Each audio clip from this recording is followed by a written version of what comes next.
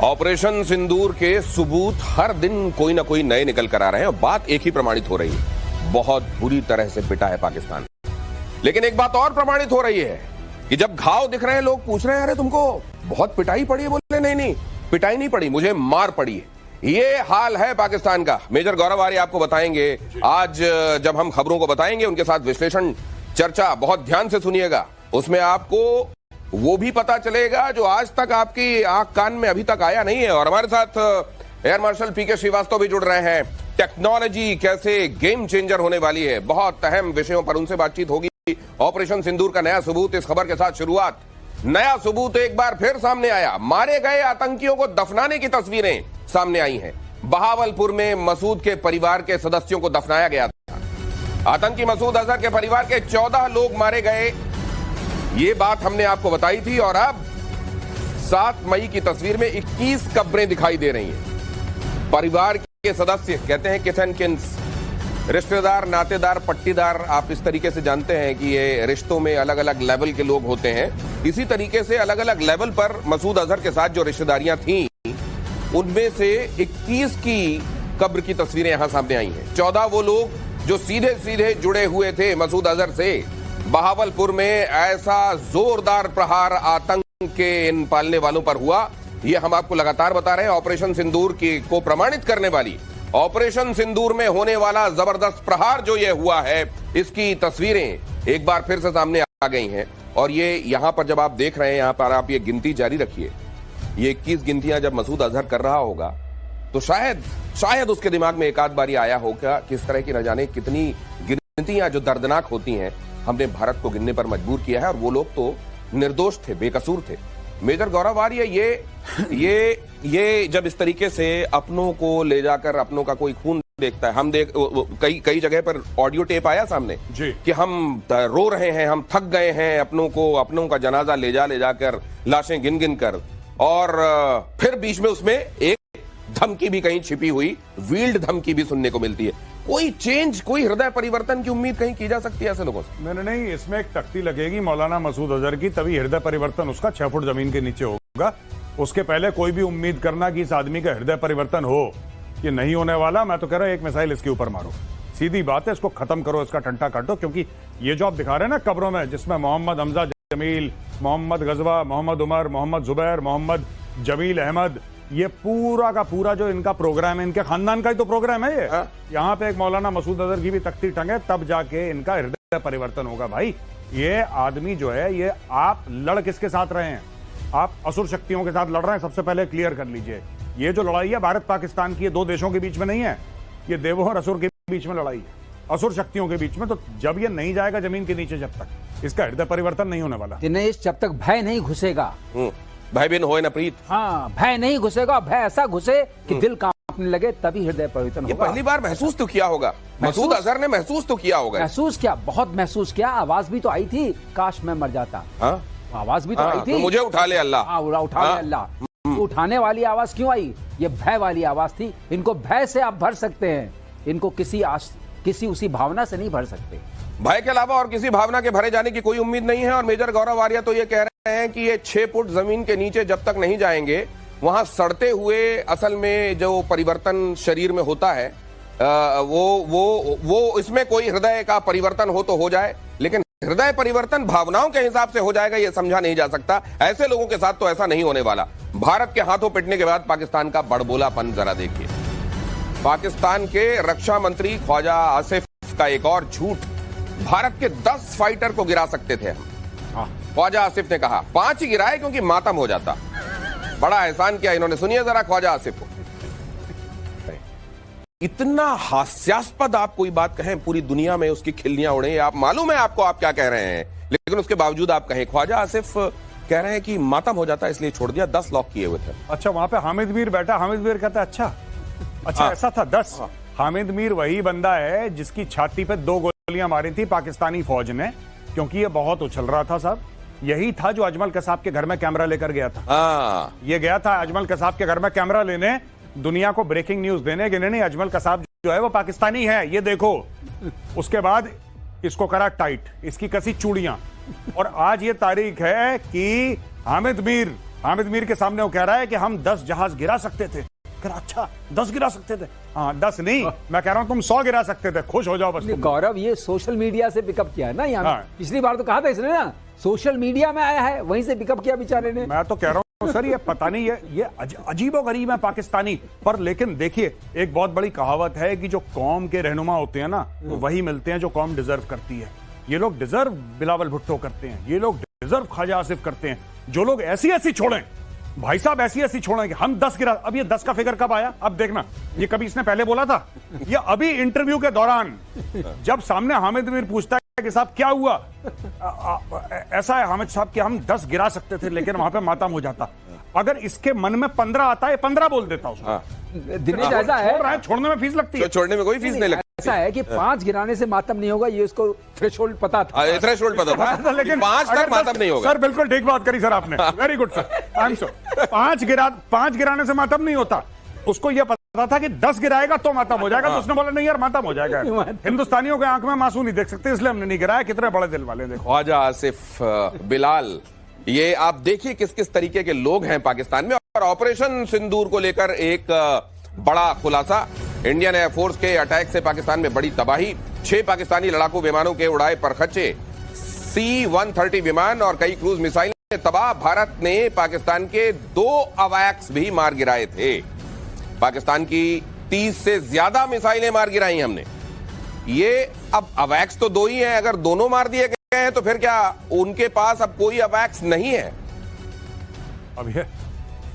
अब देखिए ये छतरी लेके उड़ेगा, अवैक्स तो इनके उड़ गए। मुझे समझ में नहीं आता, ये जो बिलावल भुट्टो है ना, बिलावल भुट्टो की मदर का कत्ल आतंकवादियों ने कर दिया था। उसकी मदर बेनजीर भुट्टो का कत्ल कर दिया था। इसके नाना का कत्ल फौज ने कर दिया। और इस आदमी में इतनी गैरत नहीं है, इतनी शर्म नहीं है कि जिन लोगों ने इसकी मां को मारा, जिन लोगों ने इसके नाना को मारा, जिसकी अभी भी भुट्टो अभी जिंदा है, भुट्टो अभी जिंदा है, ये लोग जो डायलॉग मारते हैं पूरे सिंध में, ओ भाई तुम्हारे खानदान को साफ कर दिया इसी फौज, पाकिस्तानी फौज ने। इन्हीं आतंकवादियों ने तुम्हारी मां को मारा, इन्हीं दहशतगर्दों ने मारा, फिर तुम्हें शर्म नहीं आ रही, इन्हीं के तलवे चाट रहे हो। This is the moral character of Bilawal Bhutto. कोई और होता ना, कोई और होता तो चढ़ दौड़ता इनके ऊपर, लेकिन नहीं, इनको अपनी सत्ता बनाए रखनी है भाई साहब। कोई बात नहीं, अगर अपनी नाना और मां के कब्र के ऊपर अपना तख्त रखना और तख्त के ऊपर बैठ के राज करना हो तो इनके लिए वो भी जायज है। दे डोंट केयर, इनको कोई फर्क नहीं पड़ता। लेकिन बिलावल जब बोलते हैं तो आप जो खानदान बता रहे हैं, वो खानदानीपन, उनकी नफासत और अंदाज, जिस अंदाज में बोलते हैं वो झलकता है उसमें। अब पता नहीं क्या झलकता है साहब, मैं नहीं कह सकता कुछ ज्यादा। मैं आप फिर झलक की बात मत करिए। वो झलक जो मिलती है वो उस झलक की बात नहीं करना चाहते, की बात मत करिए। हमारा लेकिन एक बात है, जो आपने अभी लिस्ट दी ना कि 6 विमान गिरे, 2 वो गिरे, 10 मिसाइल्स गिरी, एक्चुअली उससे कहीं ज्यादा है। अगर आप एस्टिमेट देखें और बहुत रिलायबल एस्टिमेट देखें, कम से कम 8 गए हैं विमान। और जो एयर डिफेंस यूनिट्स गई, जो रनवे तबाह हुए, जो हैंगर्स तबाह हुए, भुलारी में तो 80 फीट का बना गड्ढा ना हैंगर के ऊपर। तो ये सब चीजें जो हुई हैं, इसके लिए उसका कॉस्ट लगाएंगे, वो 5 से 7 बिलियन डॉलर आएगा। सर इन्होंने 10,000 रुपए का तिरपाल ऊपर से लगाया, कह रहा सब ठीक है। एंड अब बोलारी में सर तिरपाल लगा दिया उन्होंने, क्या कह रहा सब बढ़िया है, कोई दिक्कत नहीं, घर की बात है, तो तिरपाल लग गया। अब क्या दिक्कत, अब आप कैसे बात करेंगे? आप पाकिस्तान को आपने बोला हमने ब्रह्मोस मार दिया, वो कह रहे हमने तिरपाल लगा दिया। उनकी तरफ से सब चैप्टर 0 + 0 = 0, कहानी खत्म हो गई। वो कह रहे हमने तिरपाल लगा दिया। यहाँ ये ऐसे रो रहे हैं दिनेश, ये मार ऐसी पड़ी है, कहते हैं ना मारूंगा 10 गिनूंगा 2, ये उस टाइप वाली मार पड़ गई है इस बार। ये मार इतनी, और मारने वाला देखिए, खूबी देखिए इसकी, कि मारने वाला कई जगहों पर ये नहीं बता रहा है कि मैंने कितना मारा, लेकिन जो पिटने वाला है वो पहले तो इनकार करता है, फिर कहता है मेरे को बहुत मार पड़ी है। और उससे पूछा अच्छा सही में मार पड़ी है? नहीं मार नहीं पड़ी, एक्चुअली मैं पिटा बहुत हूं। ऑपरेशन सिंदूर को लेकर सीडीएस का बड़ा खुलासा। 10 मई की रात पाकिस्तान ने 48 घंटे युद्ध की प्लानिंग की थी, 48 घंटे लड़ाई करना चाह रहा था। सीडीएस ने कहा पाकिस्तान ने कई जगहों पर एक साथ हमले किए थे। सीडीएस ने कहा भारत के पलटवार से सिर्फ 8 घंटे में हैसियत पता चल गई थी। 10th of May at about 1 a.m. Its aim was to get down India to its knees in 48 hours. Multiple attacks were launched, and in some manner they have escalated this conflict, which we had actually hit only terrorist targets. but also into the military domain. From their perspective, it would have been rational in the sense they would have said that you use military means to hit these targets. But it was also rational on their part, operation which they thought they'll continue for 48 hours, folded up in about 8 hours. And on 10th, when they picked up the telephone and said they wanted to talk.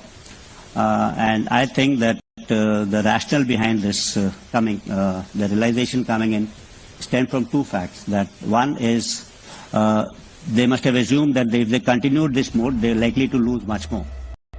48 घंटे लड़ना चाह रहे थे भाई लोग और 8 घंटे में घुटने टेक दिए।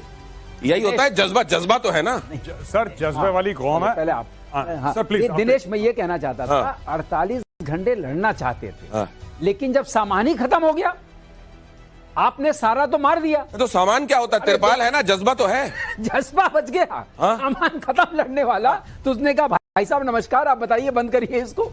अरे वो पंखों से कहा, हौसलों से उड़ान होती है, जज्बे वाली कौम है। फिर ये 8 घंटे में क्या हो गया? देखिए साहब, 8 घंटे इनका कुछ नहीं है। ये कह रहे थे कि ये 48 घंटे लड़ना चाहते थे। मैं भी चाहता हूं कि मेरे बैंक में अरबों डॉलर हो। मैं चाहता हूं। कहीं ये तो नहीं कहेंगे कल ये कि 8 घंटे बाद मुझे लगा मातम हो जाएगा, इसलिए मातम, क्योंकि नहीं, देखिए साहब, उन्होंने बोला कि 10 घंटे अगर हम लड़ते तो मातम हो जाता, इसलिए हमने 8 घंटे में बंद कर दिया। देखिए ये बात क्लियर है। सही है, ये बात सही है। 10 घंटे में मातम हो जाता भारत में। जो भारत वाले हैं वो 10 घंटे में काम जाते हैं। हमने 8 घंटे घड़ी देखी, हमने बहुत हो गया, चलो घर चलते हैं, इट्स ओवर। लेकिन पाकिस्तान ये भी बता रहा है कि उसको भारत के पीड़ा से बड़ी तकलीफ होने लगी। बिल्कुल, भारत की जब कभी भारत में पीड़ा होती है तो अब उसे तकलीफ हो जाती है, क्योंकि उसको मालूम है कि अगर वहां पीड़ा हुई तो तकलीफ हमको हो जाएगी। करेक्ट, सही पकड़े दिनेश, आप बिल्कुल सही पकड़े हैं, सही पकड़े हैं। सही ये लेकिन इस बार जैसा इनको हमने पकड़ा है, मुझे नहीं लगता इससे पहले ये पकड़े गए हैं। लेकिन उसके बावजूद मुझे सर इस बात की हैरानी होती है कि यूनाइटेड नेशन सिक्योरिटी काउंसिल, वहां जिस तरह की जिम्मेदारी दी जाती है, सर मालूम है इसको किस बात की जिम्मेदारी है? इसको जिम्मेदारी की गई है कि तुम आतंक के खिलाफ निगाह रखोगे। ये आपने देखा, अगर आप चोर को इस बात की जिम्मेदारी की दी गई। दिनेश पुराना है। नहीं, सही बंदे को, देखिए, सही बंदे को दिया, सही बंदे को जिम्मेदारी दी है United nation security council. Pakistan को बोला है कि तुम आतंक के ऊपर नजर रखना। सारे तो उनके घर में बैठे हैं। नजर रखना बहुत आसान है। सारे सांप तो इनकी आस्तीन में, उनको पता है अगल बगल देखना उनको। अच्छा, ये मौलाना मसूद अजहर इधर है, ये अलकायदा इधर है, इस्लामिक स्टेट इधर है, लश्कर तैयबा इधर बैठा है, हिजबुल मुजाहिदीन सब। हाँ सर, सब ठीक ठाक है सर, मैंने चेक कर लिया, सब ठीक है सर, हम नजर रखे हुए हैं। सब तो उनके अंदर सब ठीक है, सब ठीक है। नजर रखना कि सब ठीक है। ये खबर देखिए जरा, पाकिस्तान जेल में बंद इमरान खान का आसिम मुनीर पर गंभीर आरोप। कौन सा आरोप है? मुनीर ने बदला लेने के लिए बुशरा बीवी को जेल में बंद किया। इमरान ने कहा मुनीर ने आईएसआई चीफ से हटाने का लिया बदला। मुनीर ने एक के बाद एक झूठे मामलों में बुशरा को फंसाया। इमरान खान की पत्नी बुशरा बीवी 14 महीने से प्रधानमंत्री को बुला लेता अपने यहाँ मीटिंग करने के लिए। और एक्चुअली क्या है कि प्रधानमंत्री इनको रिपोर्ट करता है, लेकिन कोई बात नहीं। इन्होंने क्या करा, फिर इन्होंने मना कर दिया बुशरा बीवी ने। बुशरा बीवी ने बोला कि नहीं, आप देखिए, मैं इन सब चक्करों में नहीं पड़ती, आप खुद बात करिए। तो इन्होंने फिर, अच्छा पहले मुझे भी यही लगता था, क्योंकि इन्होंने इतना तगड़ा डिसइंफॉर्मेशन और इतना बड़ा इन्होंने इंफॉर्मेशन वॉरफेयर करा इमरान खान के बाद, इमरान खान के जाने के बाद, कि साहब इसीलिए निकाला गया क्योंकि इसने इमरान खान की चोरी और बुशरा बीवी की चोरी सो कॉल्ड इसने जग जाहिर कर दी थी। बाद में पता लगा, हमें भी यही लग रहा था कि हाँ ये कुछ बात हुई, करप्शन उजागर कर दिया, करप्शन उजागर कर दिया, ऐसा मुझे भी ऐसा पहले। बाद में पता लगा, जब हमने डिटेल में पता करने की कोशिश करी, और पाकिस्तान में इनफैक्ट जब मैंने बात करी लोगों से, तो बोला साहब ऐसा कुछ नहीं हुआ था, ये आदमी को निकाला गया। जब इसको निकाला गया तो जाते जाते कहते ना कि खिसियानी बिल्ली खंबा नोचे, अरे वो चोर था इसलिए, ये ड्रामा इसने शुरू करा। और फिर जब इमरान खान को एब्सोल्युटली नॉट के बाद हटाया गया प्रधानमंत्री की कुर्सी से और आसिम मुनीर बना आर्मी चीफ, तो इसने शहबाज शरीफ के साथ मिलकर इसके ऊपर 100-200 पता नहीं कितने एफआईआर फाइल करे, केस पे केस फाइल करे। इनको पता है कि मिड 70s का है इमरान खान अभी आज की तारीख में, ठीक है, 70 से ऊपर का है। ये 5-6 साल और रह गया जेल में तो ये 80 साल का हो जाएगा। उसके बाद किस काम का ये? उसके बाद थोड़ा ना पॉलिटिक्स कर पाएगा। तो ये इस किस्म की बदमाशी कर रहा है आसिम मुनीर। और 5 साल में ऐसा खाना खिलाएंगे कि वैसे किसी काम लायक नहीं रह जाएगा। नहीं, ये बुशरा और इमरान खान ये जो बोल रहे हैं, ये तो फिर भी बहुत सारी चीजें जो अत्याचार उनके साथ हुए हैं, मुझे लगता है वो दुनिया को बता भी नहीं रहे हैं कि उनके साथ जो चल रहा है असल में जेल में। अगली खबर देखिए, ये पाकिस्तान में जो हो रहा है इमरान खान बुशरा बीवी के साथ, उसके बाद ऑपरेशन सिंदूर में चीन की चाल बेनकाब। चीन ने पाकिस्तान को दी थी सैटेलाइट मदद, सैटेलाइट इमेजेस दी थी। भारत के एक्शन से बचने के लिए सैटेलाइट मदद दी गई थी। बताया गया था कि कहां पर क्या है या तुम्हारे यहां कहां क्या हो सकता है। सैटेलाइट जाहिर है जो चाइना है वो उसकी सैटेलाइट, ये भी कुछ लोग कह रहे थे कि उस समय बहुत एक्टिवली इस बात को देख रही थी कि भारत और पाकिस्तान यहां पर क्या चल रहा है, क्या मदद दी होगी उस समय, क्या किया होगा। उन्होंने सैटेलाइट इमेजरी दी होगी भारत की, भारत के इलाकों की जहां पे मूवमेंट हो रही है। और आपने एक बात देखी, ऑपरेशन सिंदूर के दौरान किसी को यह नहीं पता लगा कि इंडियन आर्मी, नेवी और एयरफोर्स ने मोबिलाइज करा। किसी को पता नहीं लगा, कोई मैसिव ट्रूप मूवमेंट थी नहीं बॉर्डर पे, कुछ हरकत नहीं हुई। अचानक एक दिन पता लगा कि रात को 1:30 बजे 1 बजे अटैक हो गया रात को, बस इतना पता लगा। चाइना को तो मैं कह रहा हूं कि भाई सैटेलाइट इमेजेस तब तुमने दी पाकिस्तान को, किसी काम नहीं आई। अब भुलारी की थोड़ा सा नूर खान की 2 सैटेलाइट इमेजेस अगर काम कर रहा है तो अब जाके दो ना। एक इसमें टेक्निकल बात बता दूं, ये जो इमेजेस ये देते हैं अपने, जो इनका जिलिंग है या उनका जो बेउदू वाले से देते हैं, इस सबकी एक जो वो तो जीपीएस वाला है वो तो राउंड द क्लॉक देता है, लेकिन जो बाकी लोअर अर्थ ऑर्बिट में जो है उनकी एक साइकिल है, 6 घंटे में एक बार आना, कितनी देर में वो उस पर्टिकुलर जगह से गुजरेगा। हाँ, ये साइकिल में इसको इंडियन आर्मी और इंडियन एयरफोर्स पूरी तरह जानती है और इसके लिए डिसेप्शन ऑपरेशंस होते हैं, फिर इसमें स्पूफिंग ऑपरेशंस हैं। तो आपको ये बता रहे हैं कि जो हमारा जो आईडब्ल्यू वाला ट्रैक था या जिसको साइबर वॉरफेयर कहते हैं, वो बहुत सक्षम था। और हमारा जो ट्रैक था, इनको देख करके जो विंडो मिलती है, डार्क विंडो, उसके अंदर जो हमने पेनिट्रेट किया, मूवमेंट किया, वो बड़ा सक्षम था। तो जो फोटो दी हुई होगी चाइना ने, वो उसी तरह की साबित हुई होगी जैसा उसने मिसाइल दी थी PL-15। ये तस्वीरें भी जो दी होंगी, अगर भारत को ये मालूम है कि इस पर्टिकुलर समय पर चाइनीज सैटेलाइट वहां से गुजरने वाली है और ये तस्वीर ले सकती है, और अगर स्पूफिंग की होगी या उसको डॉज दिया होगा, तो फिर जाहिर है जो फोटो मिली होगी वो किस काम की होगी वो आप